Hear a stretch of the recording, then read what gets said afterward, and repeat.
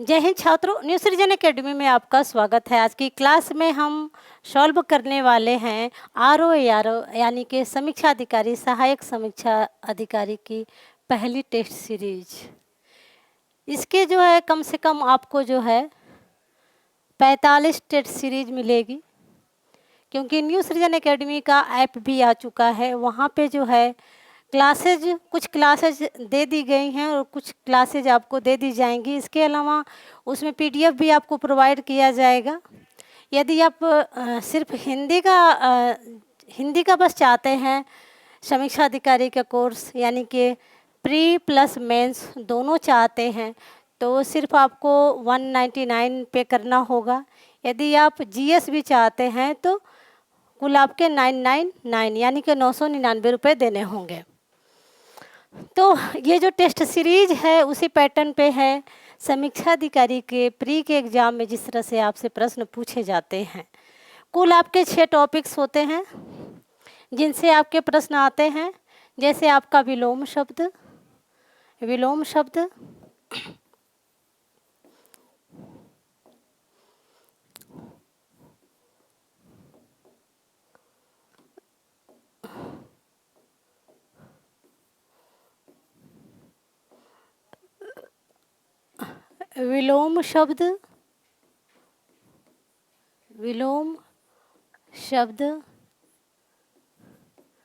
तत्सम, तद्भव, विशेषण,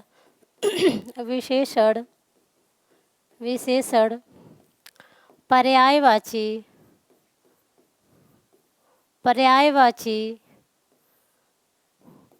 वर्तनी शुद्धि या फिर वाक्य शुद्धि,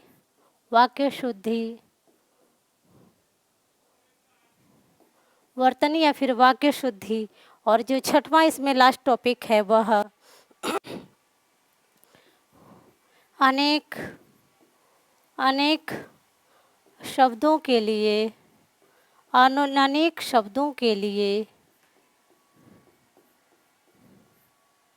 एक शब्द,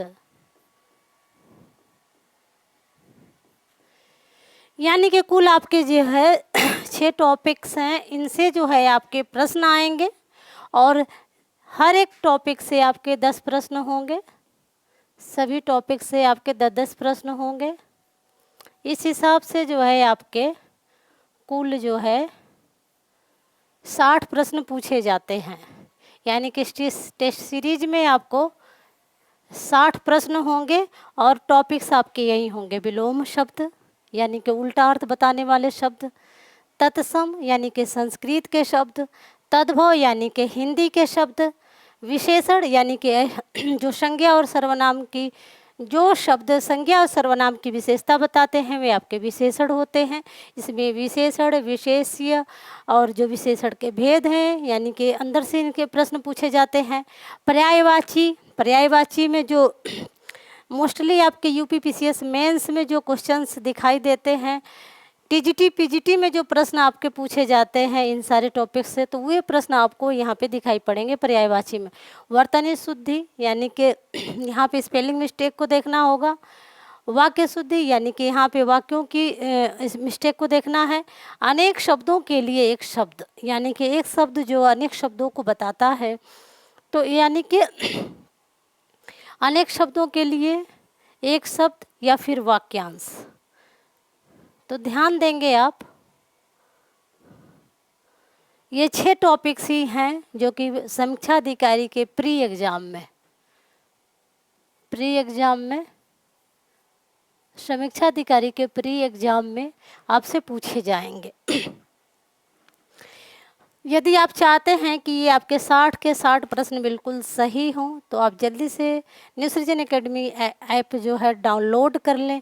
वहाँ पे आपको कम से कम जो है इस तरह के 45 टेस्ट सीरीज जो आपको यूट्यूब पे मैं दे रही हूँ, यही टेस्ट सीरीज यानी कि इसी पैटर्न पे आपके 45 टेस्ट सीरीज आपको जो है वहाँ पे प्रोवाइड की जाएगी। तो स्टार्ट करते हैं। पहला प्रश्न है, तद्भव शब्द कौन सा है?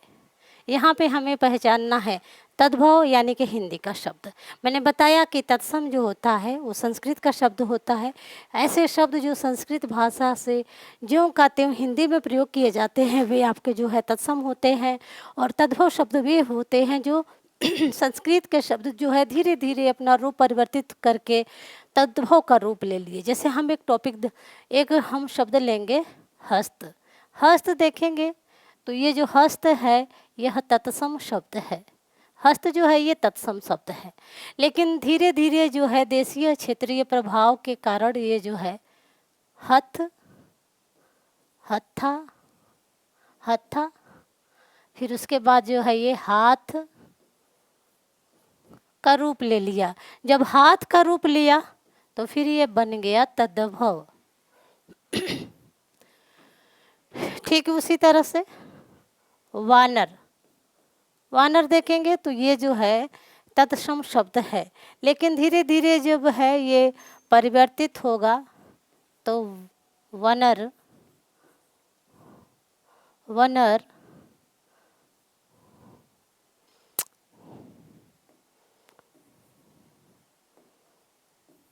बानर, वनर, बानर, और फिर धीरे धीरे जो है यह परिवर्तित हो करके क्या हो जाएगा बंदर। जब बंदर हो जाएगा तो फिर ये तद्भव हो जाएगा। ठीक उसी तरह से एक और शब्द देखेंगे हम, अग्नि। अग्नि, अग्नि क्या है तत्सम का शब्द है, लेकिन जब ये परिवर्तित होगा तो आगा हो सकता है, आगी हो सकता है। आपने ये जो है देखा होगा गाँव में आगी बोला जाता है इसको। और इस तरह से जो है यह आगी क्या हो गई आग हो गई। तो हिंदी जब हो गई तो ये आग हो गई।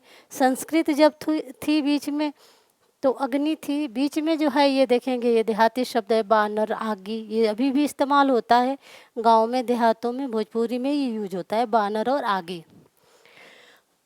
तो यानी कि क्षेत्रीय भाषाओं के संपर्क में या देशीय भाषाओं के संपर्क में धीरे धीरे जो संस्कृत के शब्द थे वो परिवर्तित होकर के तद्भव का रूप धारण कर लिए। तो उम्मीद है कि आपको ये तत्सम और तद्भव समझ में आ गया होगा। अब इसके प्रश्न हम सॉल्व करते हैं। तद्भव हमें पहचानना है क्या है, ब्राह्मण, पक्षी, दांत। दांत जो होता है यहाँ पे देखेंगे तो चंद्र बिंदु है, यहाँ पे देखेंगे तो ये अग्नि है। तो जो पक्षी है, अग्नि है, ये ब्राह्मण ये जो है सारे क्या हैं, ये सारे जो है आपके संस्कृत के शब्द हैं। और जिन शब्दों में चंद्र बिंदु लगा होगा जैसे कि माँ, बांस, बांस आपका ये है दांत इत्यादि, इस तरह के जो यानी चंद्र बिंदु वाले जो शब्द होंगे वे सारे आपके जो है तद्भव होते हैं।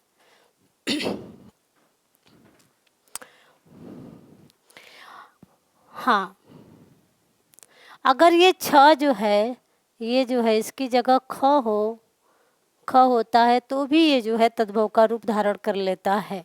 एक क्लास आपको सेपरेट जो है तत्सम और तद्भव की दे दी जाएगी, वहाँ पे हम किस तरह से अंतर समझ सकते हैं तत्सम और तद्भव का, तो उसे भी आप देख लेंगे। फिलहाल हम प्रश्न सॉल्व करते हैं। पहले प्रश्न का आंसर हो गया तीसरा ऑप्शन दांत। अगला प्रश्न है तद्भव शब्द कौन सा है। अब इसमें आपको बताना है कि तद्भव शब्द कौन सा है, यानी कि हिंदी का शब्द, ऐसा शब्द जो कि हिंदी का हो ना कि संस्कृत का। तो शकट, चूड़, चोंच, चंद्रिका। तो ऑप्शन आपका जो है तीसरा सही हो जाएगा, चोंच। अगला प्रश्न है तद्भव शब्द कौन सा है। इसमें भी आपको जो है तद्भव पहचानना है। कूप, काक, कूट, केला। तो यहाँ पे देखेंगे तो कूप का हो जाएगा कुआं, काक का हो जाएगा कौवा, तद्भव कौवा।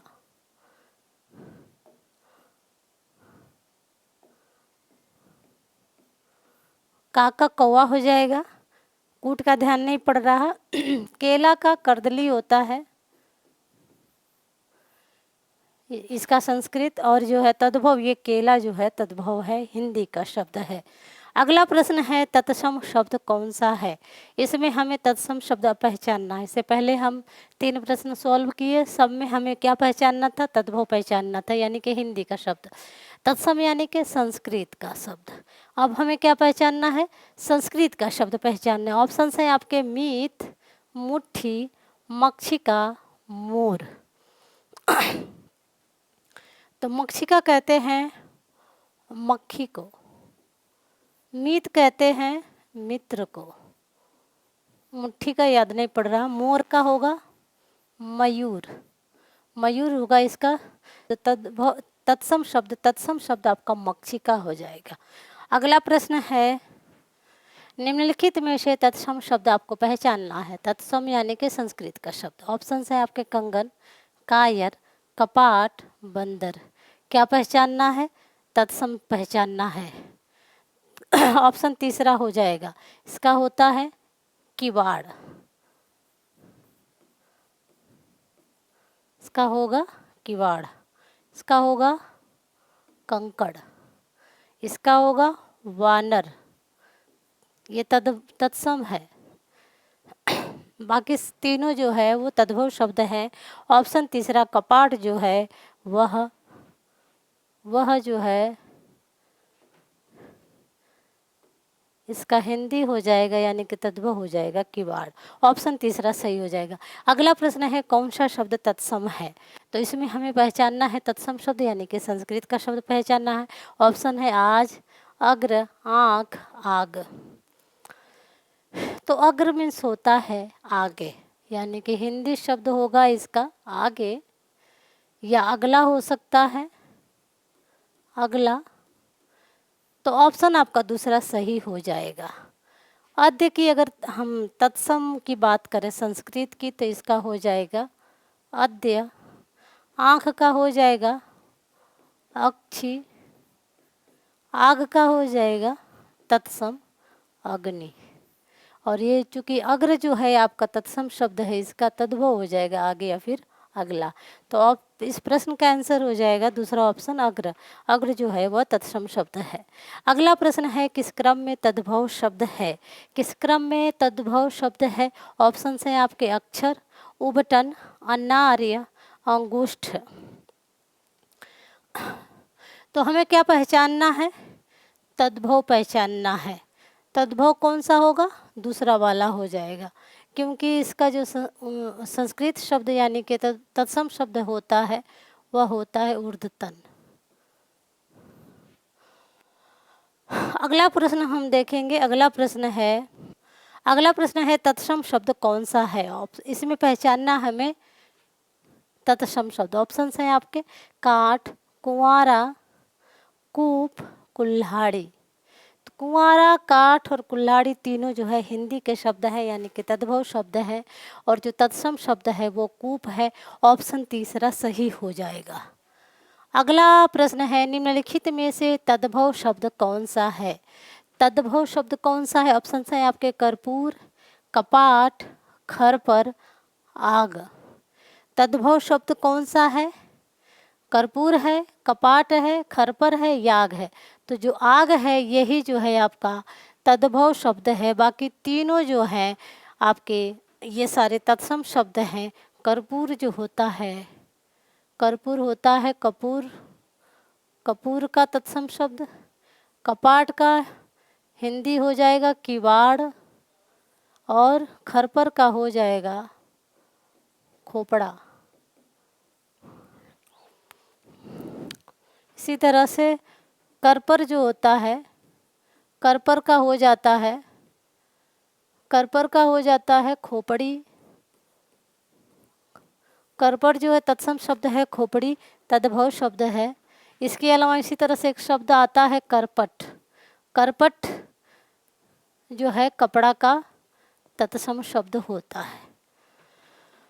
आगे हम बढ़ेंगे। अगला प्रश्न है तत्सम शब्द कौन सा है। हमें पहचानना है तत्सम शब्द कौन सा है। ऑप्शन हैं आपके वानर, चांद, मोर कपड़ा, तत्सम वानर हो जाएगा और वानर का तद्भव होता है बंदर। मोर का मयूर हो जाएगा, चांद का चंद्र हो जाएगा, कपड़ा का करपट हो जाएगा। यहाँ पे मैं लिख देती हूँ, चांद का हो जाएगा, चंद्र, मोर का, मयूर हो जाएगा ये तत्सम, और कपड़ा का करपट। मैंने अभी आपको बताया, करपर मीन्स होता है खोपड़ी, करपट मीन्स होता है कपड़ा। अगला प्रश्न है प्राची शब्द का विलोम। अब तक हमने देखा तत्सम और तद्भव के शब्दों को। अब जो है हम विलोम शब्दों को देखेंगे। विलोम शब्द क्या करते हैं? उल्टा अर्थ बताने वाले शब्द होते हैं, यानी कि अपोजिट। और विलोम बनाने के लिए कई सारी प्रक्रियाएं हैं, उसके लिए भी लेक्चर आपको दे दिया गया है, न्यू सृजन एकेडमी के ऐप पे भी दे दिया गया है। इसके अलावा आपको जो है यूट्यूब पर भी मिल जाएगा, वहाँ आप फ्री में जा कर के देख सकते हैं। और इस क्लास के डिस्क्रिप्शन बॉक्स में भी उस लेक्चर का आपको लिंक दे दिया जाएगा, तो वहाँ आप देख सकते हैं। फिलहाल हम प्रश्न देखते हैं। विलोम शब्द प्राची, प्राची शब्द है, इसका हमें क्या बताना है? इसका हमें बताना है विलोम। ऑप्शन है आपके प्रतीचि, उदीची, आवाची, समीची। ऑप्शंस देखेंगे तो ये जो है प्राची जो होता है, प्राची इधर होता है, यानी कि प्राची का अर्थ होता है पूरब। अब जस्ट इसका अपोजिट होता है प्रतीचि। तो आंसर आप समझ गए होंगे कि इसका आंसर क्या होगा। यहाँ जिस प्राची यानी कि पूरब का अपोजिट पश्चिम है और प्राची का अपोजिट प्रतीचि होगा। आवाची हो जाएगा दक्षिण, दक्षिण को हम आवाची कहते हैं, दक्षिण को हम आवाची कहते हैं। उत्तर को हम उदीची कहते हैं, उत्तर को हम उदीची कहते हैं। और ये जो आपका कोना है इसे हम अग्निकोण कहते हैं। अग्निकोण यानी कि पूरब और दक्षिण के कोण को हम अग्निकोण कहते हैं, और पूरब और उत्तर के कोण को हम ईशान कोण कहते हैं। ईशान के कम से कम 1000 पर्यायवाची शब्द होंगे। लगभग सारे देवी देवताओं के नाम का पर्यायवाची होता है ईशान, इसीलिए ईशान कोण है। ये आपका वायव्य है, यानी कि पश्चिम और उत्तर का जो कोण होता है वो वायव्य होता है। इधर पश्चिम और दक्षिण का जो कोण होता है उसे हम कहते हैं नैऋत्य। तो देखिए यहाँ पे कितने आपके प्रश्न हल हो सकते हैं अगर ये मैप आपके दिमाग में सेट है तो। प्रश्न आपसे पूछा जाएगा नैऋत्य का विलोम शब्द क्या होगा, तो ईशान होगा। प्रश्न आपसे पूछा जाएगा कि ईशान का विलोम शब्द क्या होगा, तो नैऋत्य होगा। आपसे प्रश्न पूछा जाएगा अग्निकोण का विलोम शब्द क्या होगा, तो वायव्य होगा। प्रश्न पूछा जाएगा वायव्य का विलोम शब्द क्या होगा, तो अग्निकोण होगा। अगर आपसे प्रश्न पूछा जाए उदीची का विलोम शब्द क्या होगा, तो आवाची होगा। प्राची का यहाँ आपसे पूछा ही जा चुका है, तो ऑप्शन कौन सा सही हो जाएगा? पहला वाला, प्रतीचि। अगला हम देखेंगे प्रश्न। अगला प्रश्न है प्रतिघात का विलोम शब्द होगा। यहाँ पे हमें प्रतिघात यानी कि बदला लेना। ऑप्शंस क्या है? प्रत्याघात, आघात, घात, घातक। आघात जब कोई पहुंचाता है तो फिर उसका बदला लिया जाता है प्रतिघात के रूप में। अगला प्रश्न है निम्न में से सामिस का विलोम शब्द क्या होगा? शामिस, शामिस किसे कहते हैं? शामिस आमिष, निरामिष, आमिष, अमिष, परामिष। तो शामिस का अपोजिट हो जाएगा निरामिष। और इसका जो है सिमिलर क्या है? ये दोनों भाई भाई हैं, यानी कि देखा जाए तो आमिष, आमिष, सामिस का अर्थ होता है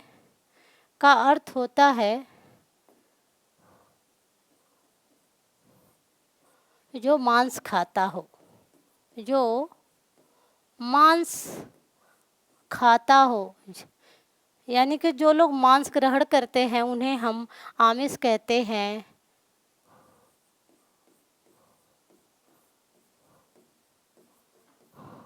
और निरामिष हो जाएगा निरामिष, जो मांस न खाता हो, जो मांस न खाता हो, जो मांस न खाता हो वह आपका निरामिष हो जाएगा। जो मांस खाता हो वो आपका सामिष हो जाएगा। तो इस हिसाब से ये दोनों क्या हो गए, एक दूसरे के विलोम शब्द हो गए। अब विलोम शब्द आमिष का कहीं आपसे निरामिष पूछा जाएगा और कहीं जो है सामिष से पूछा जाएगा, कहीं निरामिष से सामिष को दे के पूछा जाएगा या फिर आमिष को पूछा जाएगा। अब कंफ्यूज करने के लिए ऐसा किया जाता है, लेकिन यदि आपको ये चीज़ें पता है तो फिर आप गलतियाँ नहीं करेंगे। आगे हम बढ़ते हैं। हाँ, तो इस आधार पे जो है ऑप्शन आपका दूसरा सही हो जाएगा, निरामिष। अगला प्रश्न है दाता।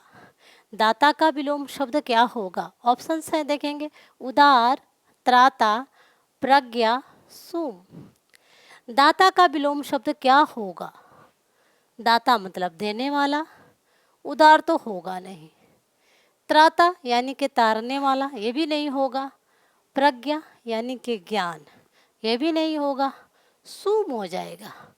क्योंकि सूम का जो अर्थ होता है वह होता है कंजूस, और कंजूस लोग जो है कभी भी किसी को कुछ देना नहीं चाहते हैं। अगला प्रश्न है सूक्ष्म का विलोम शब्द होगा।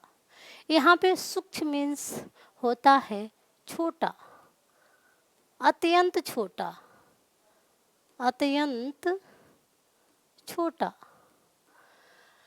सूक्ष्म मीन्स छोटा या फिर अत्यंत छोटा। ऑप्शन से देखेंगे, विशाल तो होगा नहीं, कट। स्थूल, स्थूल मीन्स होता है बड़ा, बड़ा होता है, या फिर इसको हम कहते हैं विशालकाय, विशालकाय। कहीं कहीं आपको जो है यह सूक्ष्म का विलोम शब्द विशालकाय भी पूछा जाता है, और कहीं कहीं आपसे ये स्थूल भी पूछा जाता है। तो ऑप्शन आपका जो है दूसरा सही हो जाएगा। अगला प्रश्न है निम्न में से आर्द्र, आर्द्र का विलोम शब्द होगा। आर्द्र मीन्स होता है, इसका अर्थ पहले जान लेंगे, अर्थ होता है इसका गीला।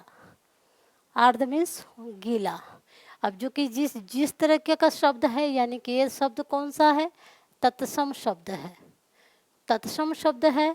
तो तत्सम शब्द का जो विलोम होगा वो तत्सम शब्द में ही होगा। तो शुष्क, गीला, सूखा, बंजर। तो गीला और सूखा दोनों एक दूसरे के अपोजिट हो गए, और जो शुष्क है वह आर्द्र का विलोम शब्द हो जाएगा, क्योंकि शुष्क का अर्थ होता है सूखा। अगला प्रश्न है जंगम का विलोम शब्द होगा। जंगम का विलोम शब्द क्या होगा? जंगम मीन्स होता है चंचल, जो एक स्थान पर स्थिर न रहता हो, जो एक स्थान पर स्थिर न रहता उसे हम जंगम कहते हैं। ऑप्शंस देखेंगे, स्थावर, सूक्ष्म, अगम, सुगम। तो सूक्ष्म का क्या हो जाएगा? स्थूल हो जाएगा, या फिर हो जाएगा विशालकाय, विशालकाय हो जाएगा। स्थावर का ये जो ऑप्शन आपका दूसरा सही, पहला ऑप्शन सही हो जाएगा, जंगम का स्थावर मतलब अस्थाई रहना, जंगम यानी कि चंचल अस्थिर रहना। अगम, अगम मतलब होता है कठिन रास्ता, कठिन रास्ता होता है, इसका अर्थ कठिन रास्ता होता है। और इसका जो विलोम हो जाएगा वो सुगम हो जाएगा, यानी कि दूसरों अगम और सुगम जो है दोनों एक दूसरे के अपोजिट हो जाएंगे, और सुगम का मतलब हो जाएगा आसान रास्ता, आसान रास्ता। तो ऑप्शन से भी आपके प्रश्न उठाए जा सकते हैं आपके एग्जाम्स में, ये प्रश्न ना उठाया जाए तो आपको ऑप्शन से उठाए जा सकते हैं। तो हर एक शब्द को हम समझते हुए चलेंगे, ज़्यादा से ज़्यादा जो जो चीज़ें अभी मेरे दिमाग में हैं। अगला प्रश्न है, विलोम की दृष्टि से उपयुक्त विलोम शब्द क्या होगा? शब्द युग्म, ऐसा शब्द युग्म जो कि विलोम की दृष्टि से सही है। तो प्रजातंत्र और गणतंत्र नहीं है सही, क्योंकि प्रजा और गढ़ दोनों सिमिलर हैं। अगम दुर्गम सही है। आमिष शामिश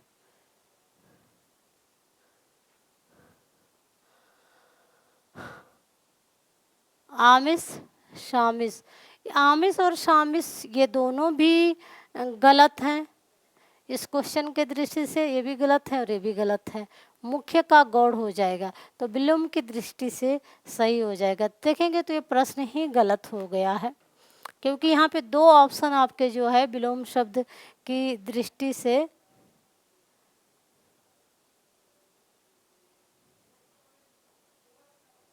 सॉरी प्रश्न आपका सही है। ये तीनों जो है गलत है। अगम और दुर्गम जो होता है इनका अपोजिट हो जाता है सुगम। तो ऑप्शन आपका चौथा सही हो जाएगा। प्रश्न आपका सही है। आमिष का सामिष का निरामिष हो जाएगा, मैंने अभी बताया था। निरामिष मीन्स होता है जो मांस ना खाता हो। गणतंत्र प्रजातंत्र का हो जाएगा राजतंत्र। तो उम्मीद है कि आपको जो है ये समझ में आ गया होगा। यहाँ पे आमिष और शामिष दोनों एक दूसरे के सिमिलर हैं। अगम और दुर्गम भी दोनों सिमिलर हैं।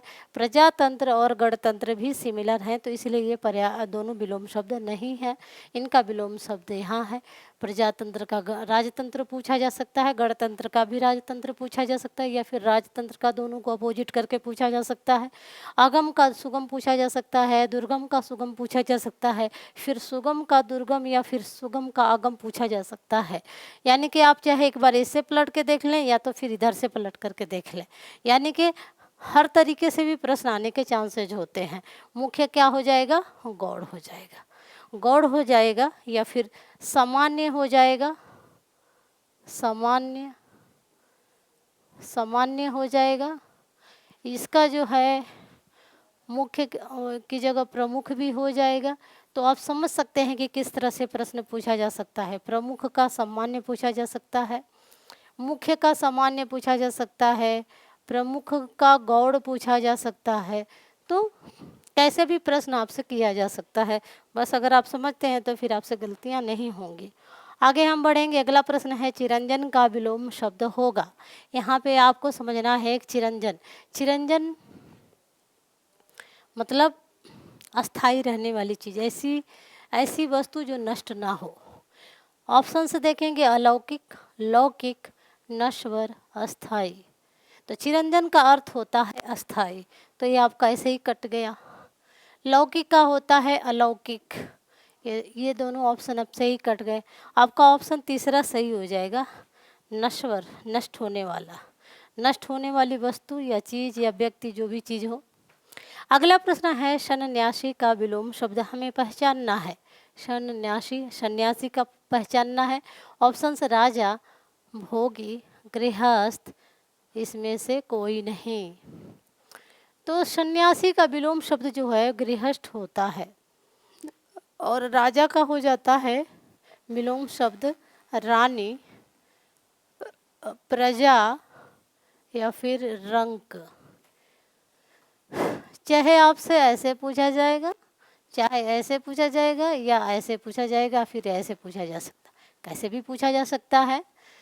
तो बस याद रखेंगे ताकि आपसे गलतियां ना हो। और भोगी का अपोजिट हो जाएगा योगी। योगी का हो जाएगा भोगी, भोगी का हो जाएगा योगी। तो ऑप्शन आपका तीसरा सही हो जाएगा, सन्यासी का गृहस्थ। अगला प्रश्न है, पेट की आग के लिए।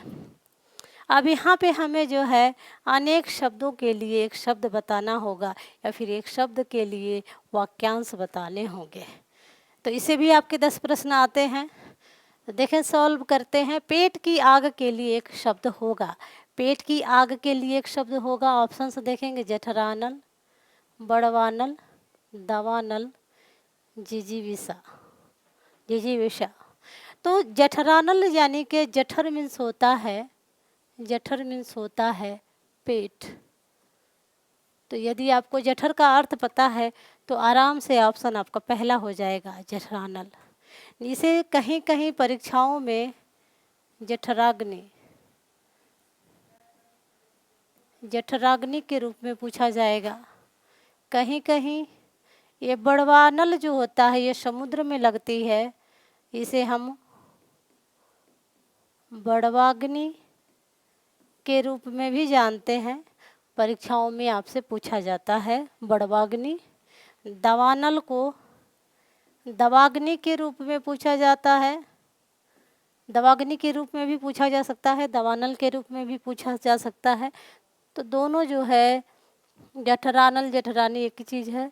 बड़वानल बड़वाग्नि एक ही मतलब पर्यायवाची शब्द है। और दवानल दवाग्नि, अब ये जो होती है पेट में लगने वाली जो आग है जठरानल हो गई। बड़वानल समुद्र में लगने वाली आग, समुद्र में लगने वाली आग।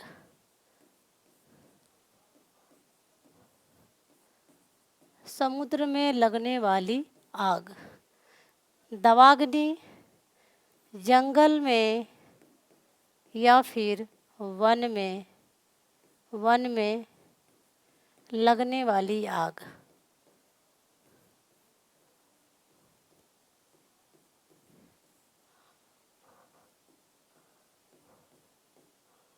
अब उसका मन किया तो हो सकता है कि विपिन करके पूछ दे, विपिन में, या पूछ दे कंतार में,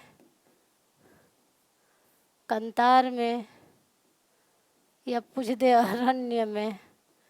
लेकिन आपको अगर पता है पर्यायवाची शब्द भी आपको याद होने चाहिए, जो टफ टफ पर्यायवाची शब्द हैं वो भी आपको याद होने चाहिए।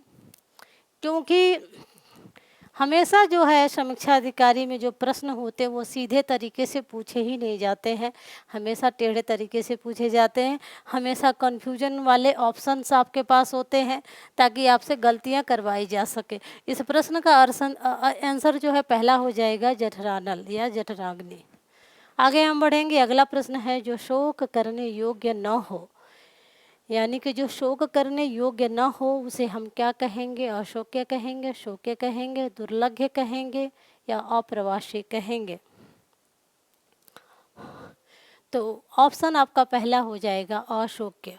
शोक्य मतलब शोक, अ का अर्थ होता है अभाव, यानी कि जो जहाँ शोक का अभाव हो, तो जो शोक करने योग्य न हो उसे हम अशोक्य कहते हैं। जो शोक करने योग्य हो, जो योग्य हो, जो शोक करने, पूरा आप समझ लेंगे इस बात को, जो शोक करने योग्य हो, या रहने दें आप बस इसे समझ लें। दुर्लभ्य जिसे लाघा न जा सके। अप्रवासी जो भारतीय।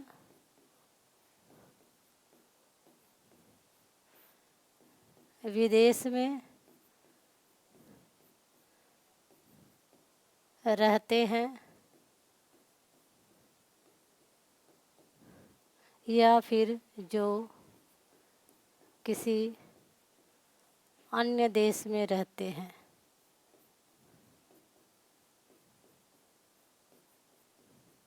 अप्रवासी उन्हें कहते हैं जो लोग अपने देश को छोड़ करके किसी और देश में रहते हैं, उन्हें हम अप्रवासी कहते हैं।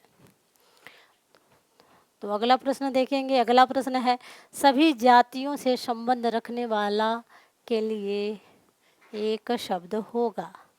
तो सभी जातियों से संबंध रखने वाले के लिए क्या होगा?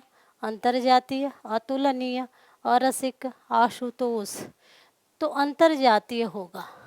जो लोग सभी जातियों में विवाह करते हैं उन्हें हम क्या कहते हैं? अंतर्जातीय विवाह कहते हैं। जिसकी तुलना न की जा सके उसे अतुलनीय कहते हैं। जिसका साहित्य में कोई रुचि न हो उसे अरसिक कहते हैं। आशुतोष जो शीघ्र प्रसन्न हो जाए उसे हम आशुतोष कहते हैं। आगे हम बढ़ेंगे। अगला प्रश्न है, कम खाने वाला के लिए एक शब्द होगा। ऐसे लोग जो कम खाते हैं उन्हें क्या कहेंगे? अल्पाहारी कहेंगे, मिताहारी कहेंगे, स्वल्पाहारी कहेंगे। तीनों सही है, तो ऑप्शन चौथा सही हो जाएगा। जो लोग कम खाते हैं उन्हें हम अल्पाहारी कहते हैं, मिताहारी कहते हैं या स्वल्पाहारी कहते हैं, और तीनों तरीके से आपसे प्रश्न पूछा जा सकता है। आगे बढ़ेंगे। अगला प्रश्न है, बर्तन बेचने वाला के लिए एक शब्द होगा। तो बर्तन बेचने वाला के लिए एक शब्द क्या होगा? ऑप्शंस देखेंगे, कसेरा, कट्टर, कदन, आस्तिक। तो जो कसेरा होता है उसे हम कहते हैं बर्तन बेचने वाला, या जो बर्तन बेचने वाला होता है हम उसे क्या कहते हैं? उसे हम कहते हैं कसेरा। और जो जिसका अपने धर्म में बहुत ज़्यादा विश्वास होता है उसे हम कहते हैं कट्टर। और ऐसा अन्न जो खाने योग्य न हो उसे हम कहते हैं कदन्य। आप लिखना चाहे तो आप लिख सकते हैं। आस्तिक, आस्तिक कहते हैं जिसको धर्म में विश्वास हो, जो भगवान को मानता हो उसे हम कहते हैं आस्तिक। अगला प्रश्न है, जो दिन में केवल एक बार भोजन करता हो उसके लिए क्या होगा? एक शब्द क्या होगा? ऑप्शन से देखेंगे, फलाहारी, दुग्धाहारी, मांसाहारी, एकाहारी। तो जो फल खाते हैं उनको हम फलाहारी कहते हैं, यानी कि जो केवल फल खाते हैं उन्हें हम कहते हैं फलाहारी। जो केवल दूध पीते हैं उन्हें हम कहते हैं दुग्धाहारी। जो केवल मांस खाते हैं उन्हें हम कहते हैं मांसाहारी। या जो लोग एक बार भोजन करते हैं दिन में उन्हें हम कहते हैं एकाहारी। अगला प्रश्न है, जो छाती के बल पर चलता हो उसके लिए एक शब्द होगा। तो छाती के बल पर कौन लोग चलते हैं? सांप ओप चलते हैं। तो उच्छिष्ट, उरग, उद्गम, ऊर्ध्वगामी। तो जो लोग पेट के बल पे चलते हैं उन्हें हम उरग कहते हैं, जैसे सांप वगैरह, बिच्छू हुआ। उच्छिष्ट होता है जूठा भोजन होगा, खाने के बाद जो खाना बचता है उसे हम कहते हैं, उस भोजन को उच्छिष्ट भोजन कहते हैं। उद्गम, नदी के उत्पन्न होने का स्थान जो होता है उद्गम होता है। ऊर्ध्वगामी, जो ऊपर की ओर जाता हो उसे हम कहते हैं, जो ऊपर की तरफ ही जाता हो उसे हम ऊर्ध्वगामी कहते हैं। अगला प्रश्न है, आमरण के लिए अनेक शब्द होगा। आमरण के लिए क्या होगा? शीघ्र प्रसन्न होने वाला। तो शीघ्र प्रसन्न होने वाला भगवान शंकर आशुतोष होते हैं। आशुतोष शब्द उसके लिए आता है जिस पर हमला किया गया हो, जिस पर हमला किया गया हो। नहीं शब्द याद पड़ रहा है, मृत्यु पर्यंत को हम कहते हैं आमरण। आगे हम बढ़ेंगे। अगला प्रश्न है, अन्वेषक के लिए एक शब्द होगा। अन्वेषक किसे कहते हैं? ऑप्शंस देखेंगे, खोज करने वाला, सब कुछ जानने वाला, जो किसी विषय का ज्ञाता हो, जो व्याकरण जानता हो। तो खोज करने वाले को हम अन्वेषक कहते हैं। जो सब कुछ जानता है उसे हम सर्वज्ञ कहते हैं। जो सब कुछ जानता है उसे हम सर्वज्ञ कहते हैं। जो किसी विषय का ज्ञाता है उसे हम विशेषज्ञ कहते हैं, विशेषज्ञ कहते हैं। और जो व्याकरण जानता है उसे हम वैयाकरण कहते हैं, वैयाकरण। यह जो परीक्षाओं में पूछा जाता है, ये सुपर टीचर वाले टीचिंग वाले एग्जाम्स में भी ये प्रश्न आता है। आगे हम बढ़ेंगे। अगला प्रश्न है, जो आँखों से परे हो उसके लिए एक शब्द क्या होगा? तो जो आँखों से परे हो मतलब दूर हो, सामने न हो, अप्रत्यक्ष हो, उसे क्या कहेंगे? प्रत्यक्ष कहेंगे, अप्रत्यक्ष कहेंगे, अनुश्रुति कहेंगे या फिर रिक्त कहेंगे। तो जो आँखों से परे होगा उसको हम अप्रत्यक्ष कहेंगे। जो आँखों के सामने होगा उसे हम प्रत्यक्ष कहेंगे। जो आँखों से परे होगा उसे अप्रत्यक्ष कहेंगे। जो जन सामान्य द्वारा सुनी गई कही गई जो बात होती है उसे हम अनुश्रुति कहते हैं। अगला प्रश्न है, इनमें से अरण्य का पर्यायवाची शब्द है। अरण्य में होता है जंगल। अब देखेंगे पर्यायवाची शब्द से प्रश्न पूछे जाते हैं। पर्यायवाची शब्द जो होते हैं समानार्थी शब्द ही होते हैं। तो अरण्य का हमें पर्यायवाची, अरण्य मीन्स होता है जंगल, जंगल होता है या फिर वन होता है। इसका हमें पर्यायवाची शब्द इसमें ढूंढना है। ऑप्शन से देखेंगे कांतार, आभारी, कुलीन, शस्य। इसी तरह के ऑप्शंस आपको दिखाई पड़ेंगे परीक्षाओं में, उस तरह से प्रश्न आपसे पूछे जाएंगे। तो पहला ऑप्शन आपका सही हो जाएगा कांतार। अगला प्रश्न है, निम्नलिखित में से खिड़की का पर्यायवाची शब्द हमें बताना है। खिड़की का वातायन, बारी, दरीचा, उपर्युक्त सभी। तो तीनों ऑप्शन सही हो जाएंगे। अगला प्रश्न है, व्योम का पर्यायवाची शब्द नहीं है। व्योम व्योम मीन्स होता है आकाश। तो अंतरिक्ष है, आकाश है, अंबर है, पावक नहीं है। तो ऑप्शन जो है चौथा सही हो जाएगा। पावक जो है आग का पर्यायवाची शब्द है। अगला प्रश्न है, निम्नलिखित में से कौन सा किरण का पर्यायवाची शब्द नहीं है। मरीचि, रश्मि, पुष्कर, दीप्ति। तो ऑप्शन तीसरा सही हो जाएगा। पुष्कर मीन्स होता है पोखर, बाकी मरीचि, रश्मि, दीप्ति जो है ये किरण का पर्यायवाची शब्द है। अगला प्रश्न है, मृगेंद्र का पर्यायवाची शब्द है। मृगेंद्र मीन्स होता है शेर। इसका देखेंगे क्या है, शार्दुल, अहि, हिरण, कुरंग। तो कुरंग हिरण का हो जाएगा, अहि जो है सर्प का हो जाएगा, शार्दुल पहला ऑप्शन जो है मृगेंद्र सही हो जाएगा शेर का। अगला प्रश्न है, तलवार का पर्यायवाची शब्द है। तलवार का पर्यायवाची शब्द हमें पहचानना। ऑप्शन से देखेंगे हलवार, करवाल, घरवार, धारदार। तो करवाल हो जाएगा, दूसरा ऑप्शन सही हो जाएगा, बाकी गलत ऑप्शन है। अगला प्रश्न है, निम्नलिखित में से मीन का समानार्थी शब्द क्या होगा। मीन का अर्थ होता है मछली। तो मछली किसे कहेंगे, झष, इला, दामिनी, रमणी। इला जो है धरती का पर्यायवाची शब्द है।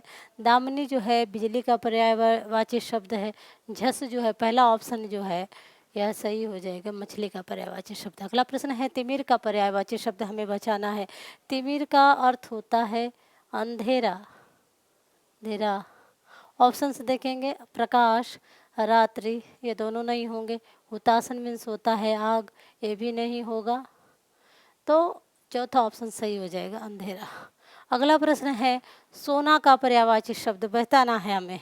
अर्क होगा, वर्क होगा, माणिक्य होगा या फिर कनक होगा। तो चौथा ऑप्शन सही हो जाएगा, अर्क जो है सूरज का पर्यायवाची शब्द है। अगला प्रश्न है, अर्पणा शब्द का पर्यायवाची शब्द है। अर्पणा किसका है, औरत का, देवांगना का, आराधना का, पार्वती का। तो ऑप्शन चौथा सही हो जाएगा, अर्पणा जो है पार्वती का पर्यायवाची शब्द। अगला प्रश्न है, किसी एक की बर्तनी शुद्धि।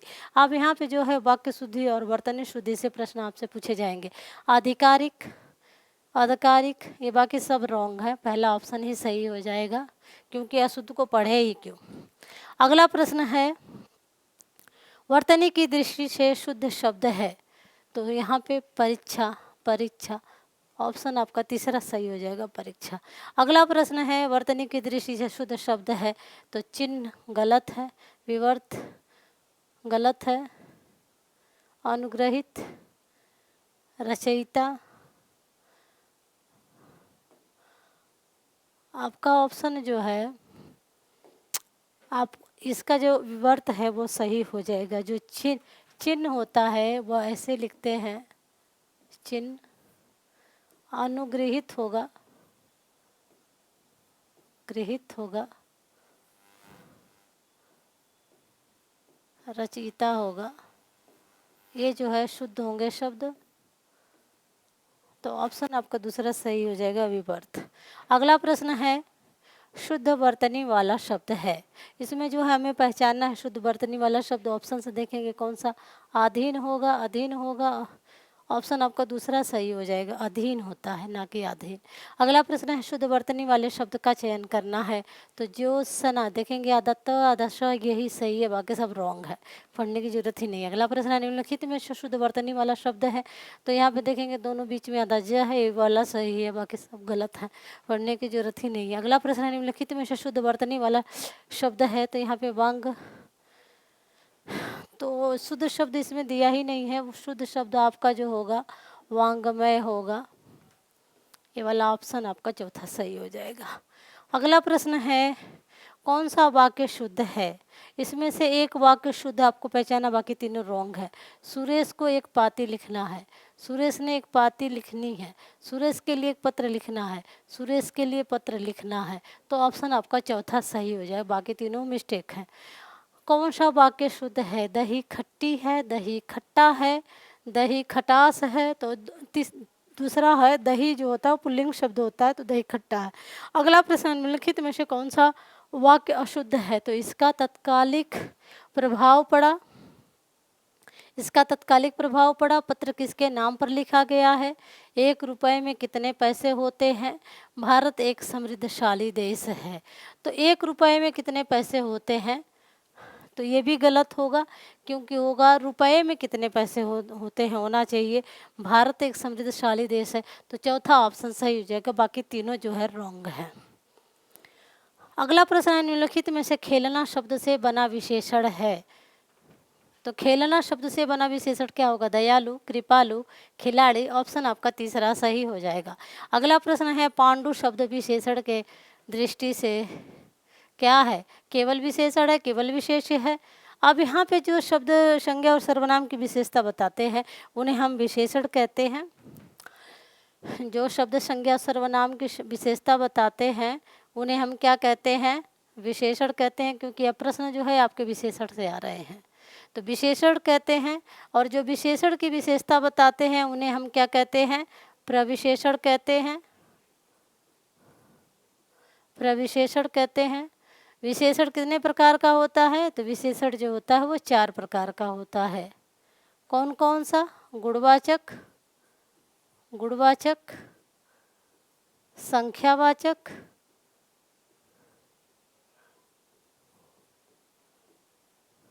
परिमाणवाचक और सार्वनामिक। तो पांडु शब्द विशेषण की दृष्टि से क्या है? केवल विशेषण है, केवल विशेष्य है, या विशेषण विशेष्य दोनों है, या फिर इनमें से कोई नहीं। तो पांडु जो है नाम भी है और इसका अर्थ पीला भी होता है, और ये पांडव के पिता भी थे, तो इसलिए जो है ऑप्शन आपका तीसरा सही हो जाएगा। अगला प्रश्न है, एक वाक्य में विशेषण अशुद्ध है। तो सुंदरी लड़की, सुंदरी लड़की होगा ही नहीं, पहला ही ऑप्शन सही हो जाएगा। अगला प्रश्न है, चारित्रिक विशेषण शब्द का मूल शब्द कौन सा है? तो चारित्रिक यहाँ पे विशेषण शब्द है, इसका मूल शब्द हमें निकालना है, क्योंकि जितने भी विशेषण शब्द होते हैं उसमें मूल शब्द भी होते हैं। तो चित्रण, चरित्र, चरित्र, चरित्र। तो चारित्र नहीं होगा, चरित्र हो जाएगा, और तीसरा ऑप्शन सही हो जाएगा। अगला प्रश्न है, जिसकी विशेषता बताए जाए, जिसकी विशेषता बताई जाए उसे क्या कहते हैं? उसे कहते हैं, जिसकी विशेषता बताई जाए उसे हम विशेष्य कहते हैं, यानी कि जो संज्ञा और सर्वनाम होते हैं वही आपके विशेष्य होते हैं। अगला प्रश्न है, 100 गुना विशेषण कौन सा है? गणनावाचक है, क्रमवाचक है, आवृत्तिवाचक है, संपूर्णतावाचक है। तो 100 गुना जो है आवृत्तिवाचक होगा। अगला प्रश्न है, मानसिक विशेषण का मूल शब्द। यहाँ पे मानसिक विशेषण है, शब्द है, इसका मूल क्या होगा? मान होगा, मनस होगा, मानस होगा। तो ऑप्शन दूसरा सही हो जाएगा, मनस से बना हुआ शब्द है विशेषण मानसिक। अगला प्रश्न है, निम्नलिखित वाक्यों में से वह वाक्य चुनिए जिसमें गुणवाचक विशेषण का प्रयोग हुआ है। तो हमें गुणवाचक विशेषण वाला शब्द पहचानना है। तो वह नटखट बालक संगीत नहीं सुन रहा है, वो बहुत तेजी से, बहुत से पक्षी उड़ रहे हैं, मैंने 10 मन गेहूँ खरीदा है, ऐसे आदमी लाखों में से एक होते हैं। तो बालक कैसा है? नटखट है। ऑप्शन आपका पहला सही हो जाएगा। अगला प्रश्न है, निम्नलिखित में से कौन सा विशेषण संज्ञा से नहीं बना है? तो कौन सा विशेषण संज्ञा से नहीं बना है? श्रीमान, दानी, सुंदर, चमकीला। तो ऑप्शन पहला सही हो जाएगा। और ये आपका आखिरी प्रश्न है, लाखों ने इसे महसूस किया है, वाक्य में विशेषण पहचानना है। तो महसूस, लाखों, लोगों, इसे आपका लाखों हो जाएगा। तो लाखों लोगों ने इसे महसूस किया है, यहाँ पे रह गया है आपका लोगों। तो लाखों लोगों ने महसूस किया है, इसमें आपका जो विशेषण शब्द है वह लाखों है, क्योंकि लोगों की विशेषता क्या है कि वो लाखों की संख्या में है। तो ये रहे आपके 60 प्रश्न। जो कि समीक्षा अधिकारी के प्रीवियस ईयर्स में क्वेश्चन उसी तरह से उठाए गए हैं और कुछ क्वेश्चन जो है आपके बदल दिए गए हैं और उनके ऐसे ऑप्शंस दिए गए हैं जिन्हें ऑप्शन से भी आपके प्रश्न फंसे। तो आज के लिए इजाज़त दीजिए, फिर मिलते हैं नेक्स्ट टेस्ट सीरीज में। और चैनल को सब्सक्राइब करके जाएं, लाइक कर दें और दोस्तों में शेयर कर दें। Thank you student.